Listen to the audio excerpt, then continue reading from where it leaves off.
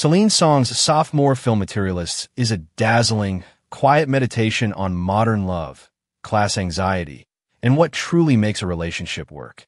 Through the story of Lucy, a luxury matchmaker navigating life between money and meaning, Materialists ends with a subtle yet profound choice, one that challenges the illusion of a perfect match and redefines romance in emotional rather than economic terms. Let's break down the final scenes, character arcs, and what the ending really says about love in today's world.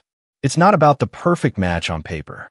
From the outset, Materialist presents Lucy as someone who treats romance like a business transaction. As a high-end matchmaker, she prides herself on using logic, data, and financial compatibility to forge relationships.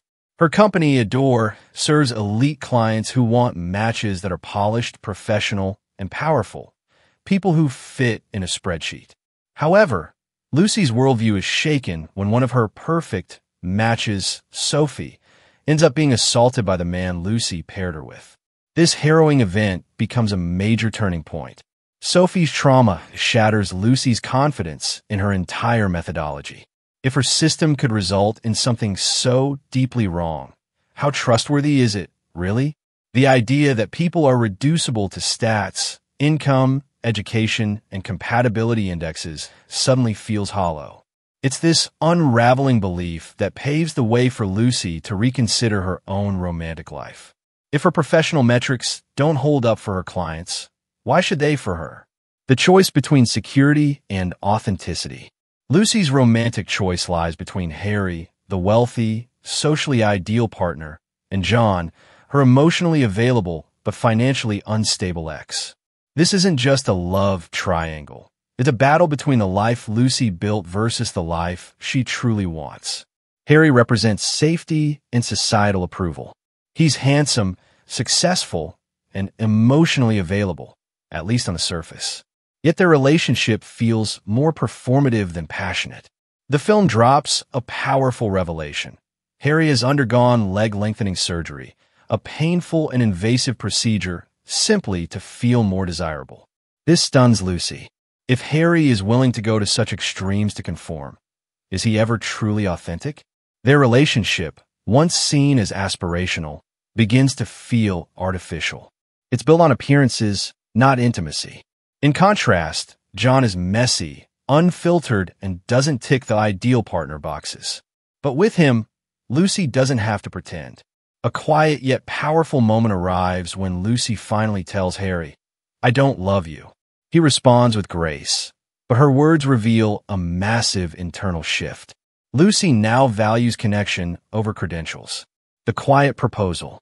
After stepping away from her perfect life with Harry, Lucy reconnects with John, initially staying at his place only because her apartment was sublet for a now-canceled Iceland trip with Harry. Their shared space leads to emotional re-exposure. They reminisce, argue, laugh, and slowly begin to rebuild what was once lost. The true emotional climax arrives when they support Sophie together. John's gentle support and loyalty during Sophie's trauma reinforce for Lucy what true partnership means.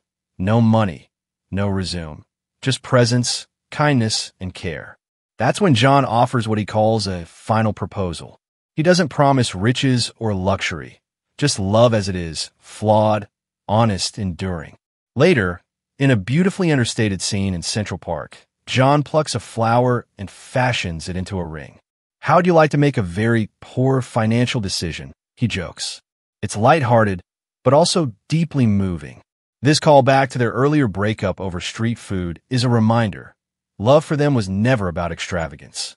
It was about being themselves, unapologetically. Lucy's smile is the answer.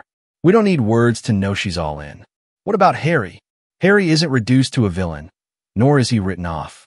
He remains a sympathetic character who, despite losing Lucy, undergoes his own quiet growth. In a brief post-breakup sequence, we see him becoming a client at Adore again, not hiding behind his wealth or achievements, but genuinely seeking connection.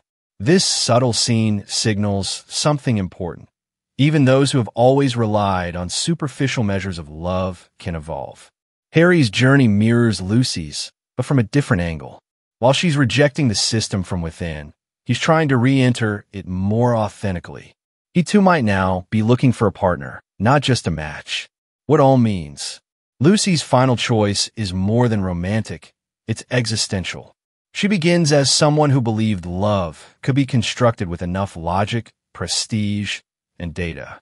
But after experiencing Sophie's trauma, Harry's hidden insecurities, and her own dissatisfaction, she comes to understand a deeper truth. Love is messy, illogical, and unpredictable. And that's what makes it real. The recurring motif of ancient humans marrying without ceremony, just for survival, closeness, and warmth, reappears in the film's final moments. Lucy's emotional journey mirrors this return to primal connection. Her role as a matchmaker is turned inside out. No longer a creator of calculated unions, she becomes a woman choosing love for love's sake. She steps away from curated love and embraces chaos, vulnerability, and emotional authenticity. A quiet final scene. The film's closing shot says it all. Lucy and John arrive at the New York City clerk's office, surrounded by ordinary people waiting to get married. There's no orchestration, no grand celebration, just two people quietly committing to a life together. This choice reflects the essence of the film. Love isn't about grandeur. It's about commitment, the kind that doesn't need to be loud, expensive, or perfect. It just needs to be true. This grounded ending complements Celine Song's storytelling style.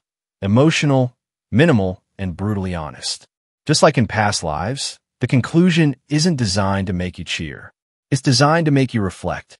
Final thought. Materialists ends with the simplest truth. Love can't be calculated. It's not an investment with guaranteed returns. It's a risk, one worth taking when the connection is real. By choosing John, Lucy chooses imperfection. She steps away from wealth and security to embrace a man who loves her without needing to impress her. It's not logical, but it's love. Thanks for watching. If you're new to the channel, subscribe and click the bell so you don't miss our latest videos.